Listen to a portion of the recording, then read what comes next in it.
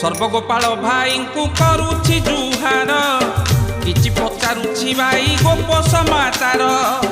काहीं पाई गोपपुरे तोड़ यात्रा हेला किए काहाकु हे भाई साप्य देइथिला विमान धरी बुलुछ द्वारे द्वारे जाई से विमान गोटी किए गढ़ी थिला भाई केउटी जे गढ़ा से जे केते लंब तार केते खंब केते रंध्र होइछि मध्यर भाई होइछि मध्यर भाई होइछि मध्यर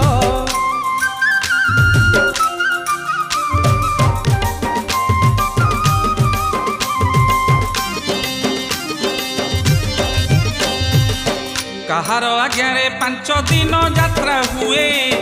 द्वार द्वार रे बुलीन प्रभु भोग खाए से पंक्ति भोगरे केउ द्रव्यमान थाए द्वारे द्वारे भोग खांती केउ अभिप्राय आउ एक कथा भाई पचारुछि मुहि डोल मंडपर कथा कहिब बुझाई वर्तमान चतुर्दिगे